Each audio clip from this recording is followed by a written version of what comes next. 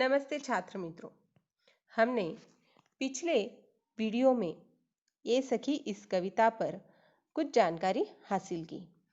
उस कविता की आधी कविता की जो जानकारी है हम इस वीडियो में उसके भाग 2 में हासिल करेंगे।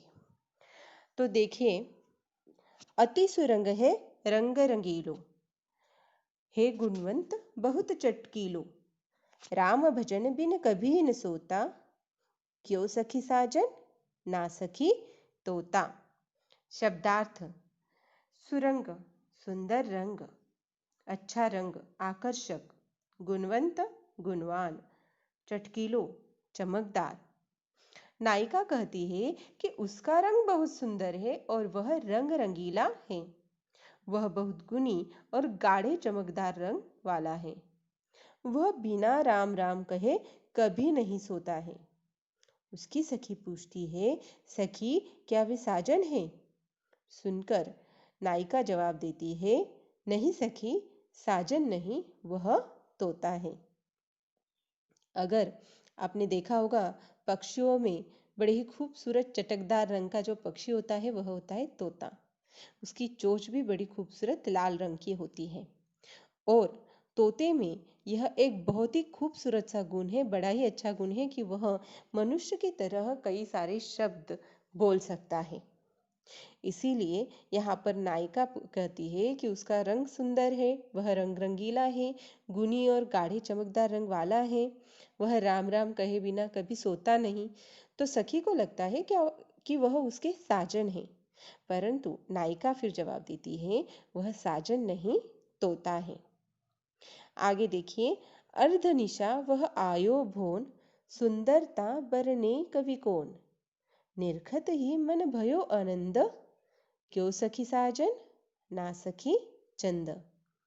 शब्दार्थ देखिए, अर्धनिशा आधी रात, भोन मकान भवन, बरणे वर्णन, निरखत देखकर, भयो बहुत। नायिका कहती है कि वह मेरे घर में आधी रात को आया। वह इतना सुंदर है कि उसकी सुंदरता का वर्णन कोई कवि भी नहीं कर सकता। उसे देखते ही मेरा हृदय आनंद से भर उठा। उसकी सखी पूछती है, सखी क्या वे साजन हैं?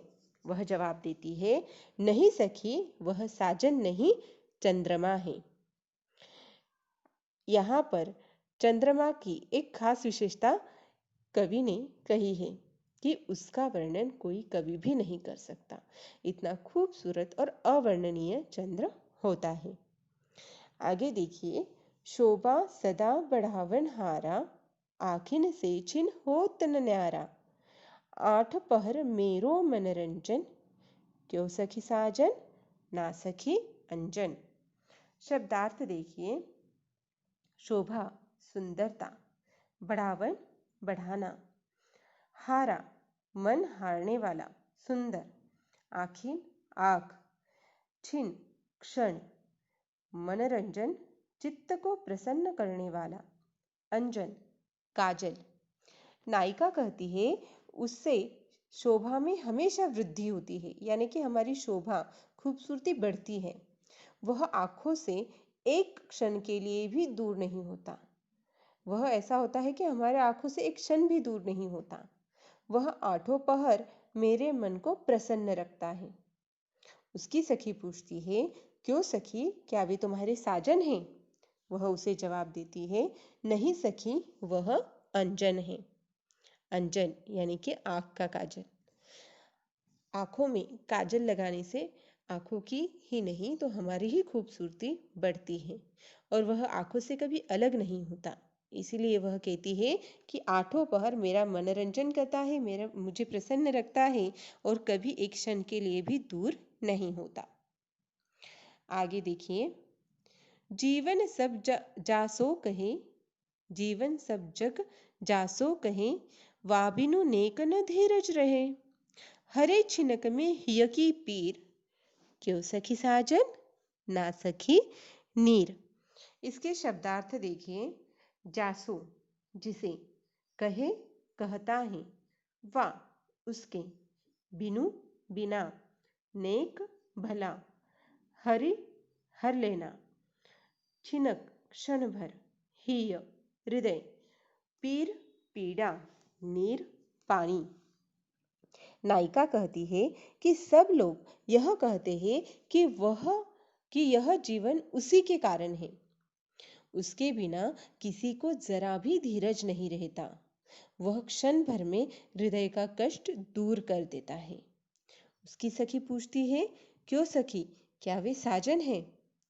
तो नायिका जवाब देती है, नहीं सखी, वह साजन नहीं, पानी है। अगर हमें प्यास लगे, बड़ी जोरों की प्यास लगे, तो बिल्कुल भी धीरज नहीं रहता।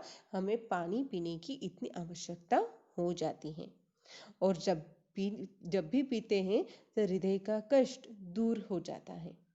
इसीलिए सखी से नायिका यह मुकरिए पूछती है। आगे देखिए, बिन आए सब ही सुख भूले, आए ते अंग अंग सब फूले, सीरा भई लगावत छाती, क्यों सखी साजन ना सखी पाती। शब्दार्थ देखिए, फूलना, खुशी से महकना, सीरा, शीतल ठंडी, पाती, पत्र, चिट्ठी। यहाँ पर नायिका कहती है कि जब वह नहीं आता तो कोई सुख अच्छा नहीं लगता, सभी सुख भूल जाते हैं। जब वह आ जाता है तो शरीर के सभी अंग पुलकित होते हैं। उसे छाती से लगाने पर हृदय शीतल हो जाता है। उसकी सखी उससे पूछती है, क्यों सखी, क्या वे साजन हैं? तब नायिका जवाब देती है, नहीं सखी, वह पत्र है।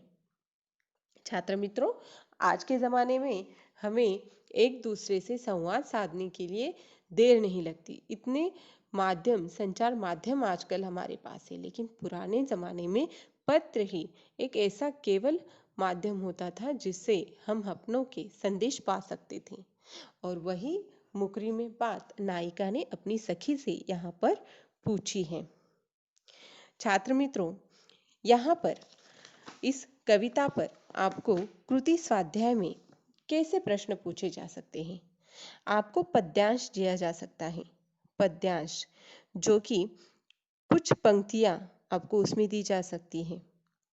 जैसे कि यहाँ पर मैंने आपको दिखाया है, रात समय वह मेरे आवे से लेकर ए सखी साजन ना सखी लोटा तक, कुल 6 पंक्तियों पर यह कृति स्वाध्याय दिया गया है।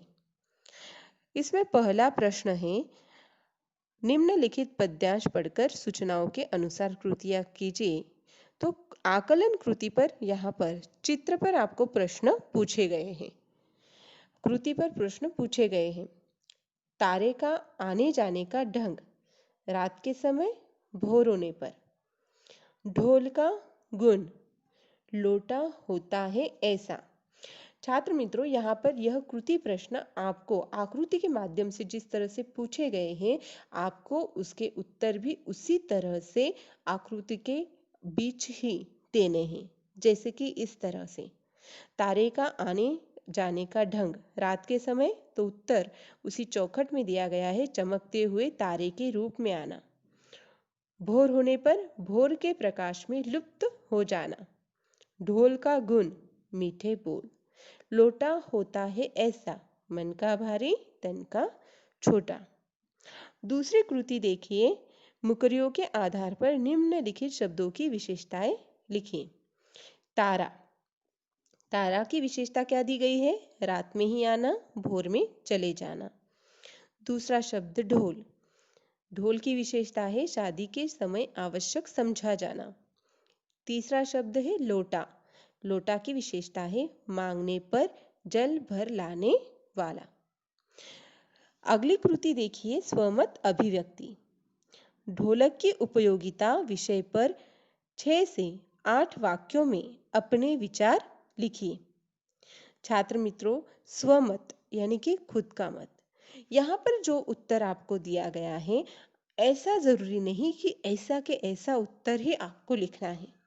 यहाँ पर आपको क्या लगता है, ढोलक की कौन सी उपयोगिता आपको लगती है, वह भी आप अपने शब्दों में अपने विचार उत्तर में लिख सकते हो। इस तरह से आपको स्फूर्ति प्रश्न पूछे जा सकते हैं। जो भी इस कविता के ऊपर 2 भाग वीडियो के मैंने बनाए हैं, उन्हें ध्यान से देखिए, समझिए और पढ़ाई कीजिए। घर पे रहिए, सुरक्षित रहिए। धन्यवाद।